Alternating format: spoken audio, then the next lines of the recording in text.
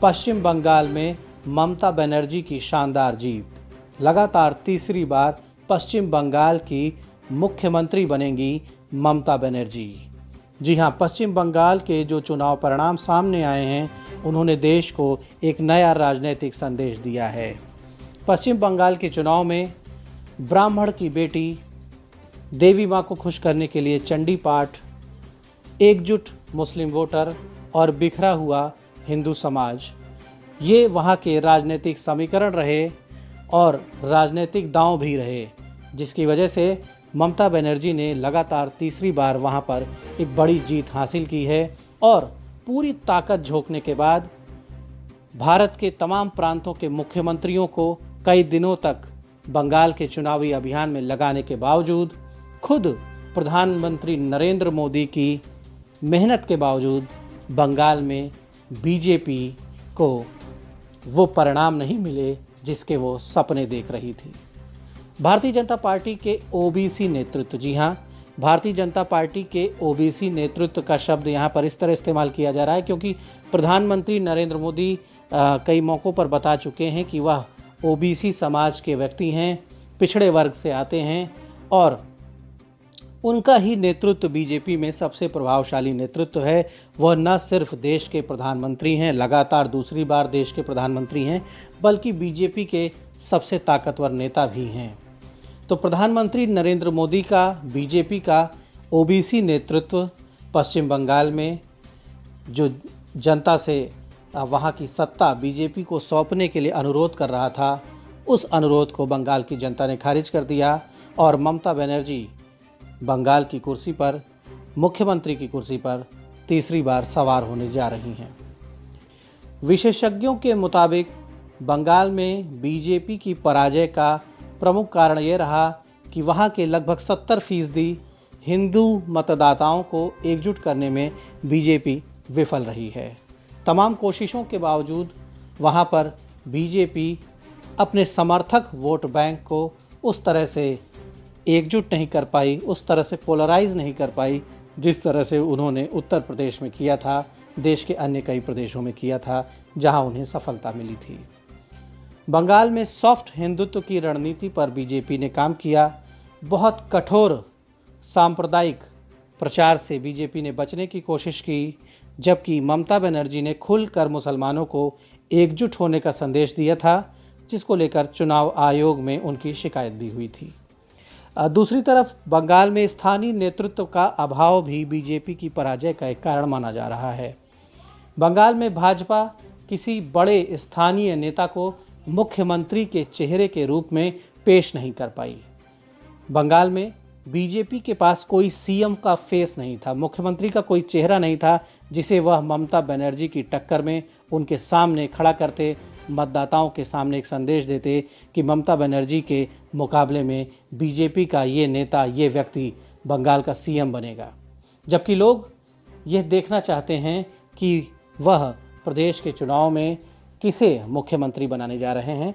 BJP के भी कई रणनीतिकार ये बात कह रहे थे कि किसी व्यक्ति को, किसी लोकप्रिय चेहरे को सीएम फेस के रूप में घोषित करके चुनाव लड़ा जाए, लेकिन अंततः बीजेपी के लोगों ने यह तय किया कि उन्हें प्रधानमंत्री नरेंद्र मोदी के ही चेहरे पर चुनाव लड़ना है। हालांकि ये फैसला गलत साबित हुआ। मोदी का करिश्मा बंगाल में नहीं चला। बंगाल की जनता ने मोदी को खारिज किया। हालांकि बीजेपी के लोग कह रहे हैं कि वहाँ पर उनका जो प्रदर्शन है उसमें सुधार हुआ है, उनका वोट परसेंटेज बढ़ा है, ऐसी बातें बीजेपी के लोग कह रहे हैं। दूसरी तरफ एक जो बड़ी विफलता यहाँ पर सामने आई, एक जो पराजय का प्रमुख कारण एक और माना जा रहा है, वो ये माना जा रहा है कि बंगाल के चुनाव की शुरुआत के साथ ही जैसे जैसे बंगाल में राजनीतिक सरगर्मी बढ़ रही थी, वैसे ही देश में कोरोना की दूसरी लहर भी अपना कहर दिखा रही थी।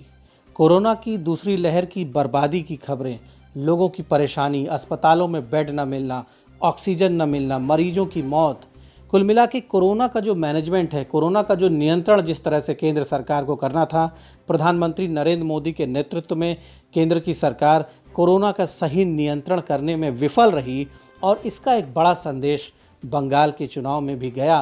बंगाल के वोटरों ने जब वोट डालने के लिए वो घर से निकले तो उन्होंने ये भी सोचा कि मोदी जी ने जिस तरह से वादे किए थे देश में, दूसरी बार सत्ता चला रहे हैं, लेकिन कोरोना के प्रबंधन में मोदी जी का नेतृत्व जो है वो विफल साबित हुआ। केंद्र की सरकार ने कोरोना के नियंत्रण को लेकर सही समय पर प्रभावी कदम नहीं उठाए, जिसकी वजह से हालात बिगड़ी, बहुत से लोगों की लगातार मौत हो रही है। ये संदेश भी एक बड़ा संदेश था, जो कि नकारात्मक संदेश था भाजपा के लिए, और इसका असर पश्चिम बंगाल के चुनाव में देखा गया। ऐसा माना जा रहा है कि वहाँ के जो शिक्षित वोटर हैं, उन्होंने कहीं ना कहीं केंद्र सरकार के प्रदर्शन के प्रति जो निराशा उनके मन में आई थी, इसलिए उन्होंने अपना राजनीतिक निर्णय बीजेपी के खिलाफ सुनाया। और आखिरकार जो नरेंद्र मोदी बार बार यह कह रहे थे कि 2 मई दी गई, नरेंद्र मोदी को इस बयान के बावजूद आज ममता बनर्जी को जीत की बधाई देनी पड़ी। प्रधानमंत्री नरेंद्र मोदी को यह समझना होगा कि भारत की जनता अंधभक्त नहीं है। भारत की जनता राजनीतिक रूप से परिपक्व फैसले लेना जानती है, और यह भारत की जनता ने पश्चिम बंगाल में एक बार फिर से दिखा दिया है। अपने वादे के मुताबिक काम करने वालों को जनता मौका देती है। देश में दूसरी बार सत्ता हासिल करने वाले प्रधानमंत्री नरेंद्र मोदी ने लोगों का भरोसा जीता था, लेकिन पिछले कुछ महीनों में किसान आंदोलन और उसके बाद कोरोना महामारी में मरीजों की दुर्दशा की खबरों से मोदी की छवि को धक्का लगा है। एक तरफ देश के किसानों का एक हिस्सा उनके खिलाफ है, दूसरी तरफ तमाम वो लोग जिनके परिजन कोरोना संकट में परेशान हुए, बीमार हुए, अस्पतालों में उन्हें बेड नहीं मिले, ऑक्सीजन नहीं मिली, और ऐसी खबरों को जिन लोगों ने टीवी पे, अखबारों में, मीडिया में देखा, उन लोगों ने भी कहीं ना कहीं ये सोचा कि केंद्र सरकार अपना धर्म निभाने में, अपना फर्ज निभाने में विफल रही है। प्रधानमंत्री के तौर पर नरेंद्र मोदी जिस सरकार का नेतृत्व करते हैं, वो सरकार कोरोना संकट के दूसरी लहर पर लगाम लगा पाने में विफल साबित हुई है। न तो समय पर लोगों को चेतावनी दी गई, न ही समय पर कठोर नियम लागू किए गए, और न ही समय पर अस्पतालों के ढांचे को मजबूत किया गया। ये चर्चा चारों तरफ हो रही है, और इस चर्चा का सीधा प्रभाव बंगाल के मतदान पर भी पड़ा है, ऐसा विशेषज्ञों का मानना है। इसके अलावा बंगाल में जो शहरी मतदाता है वो शिक्षित है। बंगाल को विद्वानों की धरती कहा जाता है, इसलिए बंगाल के लोगों ने जो परिणाम लिया है उसमें भाजपा के लिए भी एक बड़ा संदेश है। भाजपा को अपनी रणनीतियों पर, अपने काम पर विचार करने की ज़रूरत है। ममता बनर्जी को मुसलमानों का हमदर्द और हिंदुओं का विरोधी साबित करने की बीजेपी ने कोशिश की, लेकिन उन्हें सफलता नहीं मिली। ममता बनर्जी ने चंडी माता की उपासना करके, खुद को ब्राह्मण की बेटी कह के और कई मंदिरों में जाके पूजा पाठ करके बीजेपी के इस दांव को भी बेअसर साबित कर दिया। कुल मिलाकर भाजपा एक तरफ जहां बंगाल के हिंदू मतदाताओं को अपने पक्ष में एकजुट करने में विफल रही, वहीं ममता बनर्जी ने दोनों तरह से सफलता हासिल की। उन्होंने एक तरफ मुस्लिम मतदाताओं को अपने पक्ष में सफलतापूर्वक एकजुट रखा, साथ ही साथ हिंदू मतदाताओं के बड़े वर्ग का भी वोट हासिल कर लिया, और इस तरह से उन्होंने बीजेपी के सपनों पर, बीजेपी की योजनाओं पर पानी फेर दिया।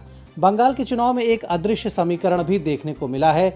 यहाँ पर देश की पुरानी और एक ज़माने में लंबे समय तक सत्ता पर काबिज रही कांग्रेस पार्टी का जो प्रदर्शन है वो भी शर्मनाक रहा है। कांग्रेस पार्टी के साथ साथ वामपंथी दलों ने भी, ऐसा लगता है और स्पष्ट रूप से दिखाई पड़ा कि गोपनीय रूप से ममता बनर्जी को समर्थन दे दिया था। उनके प्रत्याशियों और उनके बड़े नेताओं ने चुनाव में ज़्यादा मेहनत नहीं की। यही वजह रहा कि बंगाल का जो मतदाता था उसने कांग्रेस और वाम दलों को, वामपंथी दलों को वोट देने की बजाय एकजुट होकर बीजेपी के खिलाफ, बीजेपी की खिलाफत करने वाला जो वोटर था, खासतौर पे जो बीजेपी को पसंद नहीं करता था, वो वोटर ना तो कांग्रेस में गया, ना वामपंथी दलों की ओर गया, वो वोटर सिर्फ ममता बनर्जी की ओर गया। तो ये एक समीकरण, जो अदृश्य समीकरण था, वह भी चुनाव परिणामों में खुलकर सामने आ गया।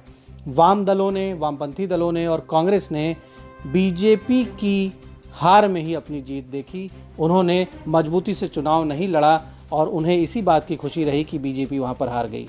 आने वाले समय में देश की राजनीति में भाजपा की राह फिलहाल मुश्किल होती दिखाई पड़ रही है, क्योंकि कोरोना की महामारी देश का सबसे बड़ा मुद्दा बन गई है और इस महामारी में सरकारी तंत्र की विफलता के साथ साथ बेवजह देश के किसानों को अपने खिलाफ करके भारतीय जनता पार्टी ने अपने समर्थकों को निराश किया है, उनके मनोबल को कम किया है। दूसरी तरफ बीजेपी के घोषणा पत्र और चुनावी वादों में अधिकांश ऐसे मुद्दे हैं जिन पर अभी काम नहीं हुआ है और इस वजह से मतदाताओं में भाजपा की विश्वसनीयता को लेकर संदेह भी बढ़ा है। तो आने वाला जो समय है उसमें बीजेपी के लिए चुनौतियां बढ़ गई हैं। अब केंद्र की सरकार पर परफॉर्मेंस का दबाव है, काम करने का दबाव है। उन्हें अगले कुछ महीनों में काम करके दिखाना होगा, अपने पुराने मुद्दों पर काम करके दिखाना होगा, अपने एजेंडे पर, अपने घोषणा पत्र के विषयों पर काम करके दिखाना होगा और साथ ही देश की जनता को संतुष्ट करना होगा। नहीं तो आने वाले समय में खासतौर से उत्तर प्रदेश का जो चुनाव 2022 में होना है, वहाँ भी बीजेपी की राहें मुश्किल ही दिखाई पड़ रही हैं। द इंडियन ओपिनियन के लिए दीपक मिश्रा।